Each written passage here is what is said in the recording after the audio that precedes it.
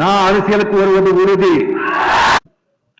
இந்த வீடியோல நம்ம யாரை பத்தி பார்க்க போறோம்னா ஆதவ அர்ஜுனா அவர்களை பத்தி பார்க்க போறோம். Welcome to the great Karikalan magic show. Video பார்க்கறதுக்கு முன்னாடி சேனலை சப்ஸ்கிரைப் பண்ணிக்கோங்க. வீடியோ முழுசா பாருங்க, நான் சொல்றது மேபி கரெக்டா இருக்கலாம். ஆதவ அர்ஜுனா வந்து ரீசெண்டா பேசின ஒரு வீடியோல வந்து ரஜினி அவர்களை பத்தி ஒரு கருத்து முன் வச்சிருந்தாரு. என்ன சொல்லியிருந்தாருன்னா, ரஜினி 2019 அரசியலுக்கு வரதா இருந்தது, அரசியல் கட்சி தொடங்குறதா இருந்தது. அதுக்கப்புறம் திமுக மிரட்டி வந்து அவர் அரசியலுக்கு வரவிடாம பண்ணுச்சு அப்படின்னு சொல்லி ஒரு அற்புதமான ஆழ்ந்த சிந்தனை கொண்ட ஒரு கருத்தை வந்து வெளில சொன்னாரு. அது சமூக வலைதளங்களில் பேச்சு பொருளாக மாறுச்சு.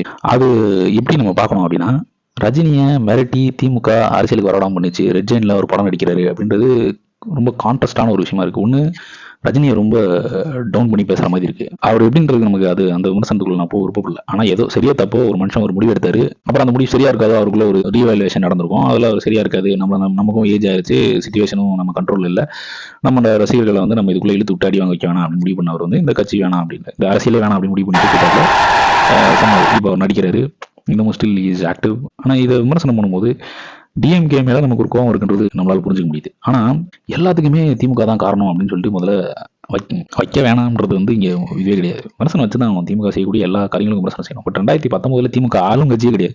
அவங்க ஏன் இவரை மிரட்டி அரசியலுக்கு வர விடாம பண்ண போறாங்க? இல்லை மிரட்டினதுக்கான ஆதாரம் என்ன இருக்கு? அந்த டைம்ல அந்த மாதிரியான எந்த விதமான பேச்சுக்களுமே அடிபடலை. எந்த ஆதாரத்தில் அவர் இதை சொல்றாரு அப்படின்றது நமக்கு தெரியல. மேபி கூடவே பயணிச்சதுனால அவர் சொல்றாரு என்னன்னு தெரியல.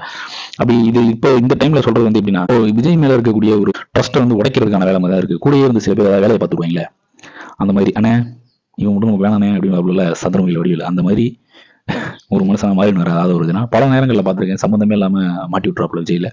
அது ஒன்று வந்து இந்த ஒரு மீட்டிங்ல வந்து அரெஸ்ட் பண்ணிடுவீங்களா, முடிஞ்சா கையை வச்சு பாருங்களா அப்படின்றப்பல. அப்புறம் நாங்க வந்து சைக்கிள் கலர்ல கருப்பு சிவப்பு போட்டு அண்ணன் ஓட்டிட்டு வந்தாரு, அந்த நன்றி கடன் கூட இல்லையா உங்களுக்கு அப்படின்னு ஆவேசமா கத்துவாப்புல.